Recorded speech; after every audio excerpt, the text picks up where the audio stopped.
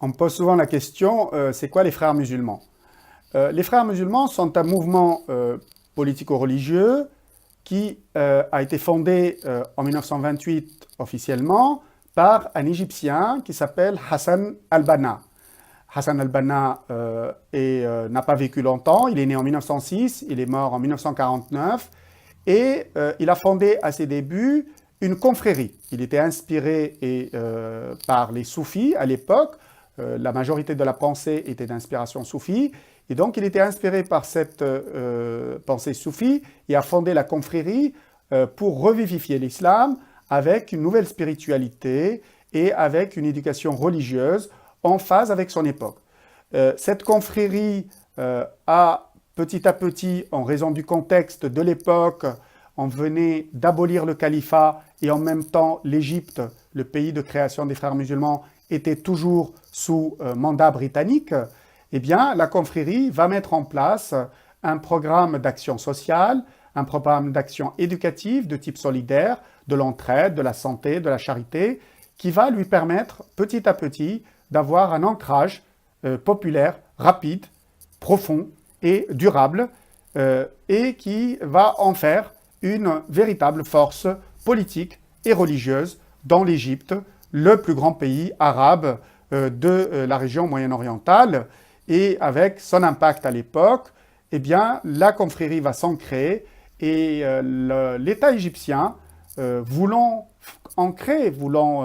contrer à l'époque le marxisme, l'idéologie marxiste dominante dans la deuxième moitié du XXe siècle, va favoriser, va laisser faire la confrérie pour qu'elle s'affirme, en particulier dans les universités, dans les lieux où l'État ne faisait pas son travail. Et à ce moment-là, la confrérie va être utilisée pour contrer le marxisme. Elle va l'emporter et les marxistes vont perdre la bataille idéologique, en particulier après la chute du mur de Berlin, après la fin du communisme, la chute de l'URSS. Et à ce moment-là, l'État égyptien, avec d'autres États, parce que les frères musulmans vont prospérer un peu partout, il va y avoir des filiales dans les différents pays, il va y avoir des frères musulmans un peu partout, et à ce moment-là, ils vont être utilisés plutôt pour contrer le nationalisme arabe qui avait triomphé sous Nasser entre 1952 et 1970. Les frères musulmans parviennent à écarter à la fois le courant, l'idéologie marxiste et l'idéologie nationaliste arabe pour se retrouver à la fin de la guerre froide comme quasiment la seule idéologie, le seul groupe, le seul mouvement islamiste véritablement puissant et ancré. Cette mouvance va essaimer dans plusieurs pays et va devenir une sorte d'internationale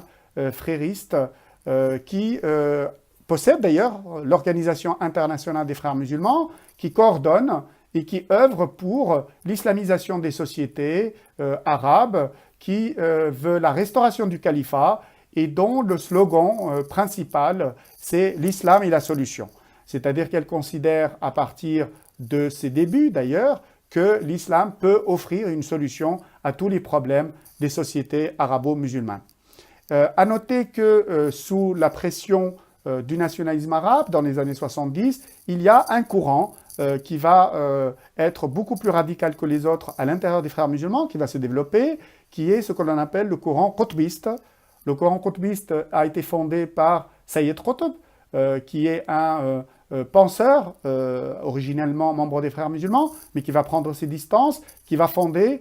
une mouvance takfiriste et qui va donner lieu, qui est articulée autour du djihad, qui va donner lieu à une tendance violente au sein et puis à l'extérieur des frères musulmans. Les frères musulmans vont tenter d'entrer en politique, ils vont l'être d'abord sous l'étiquette indépendante en Égypte et ils vont recueillir les fruits de la révolution égyptienne en janvier 2011, puisqu'ils emportent globalement les élections avec plus de 47% des voix,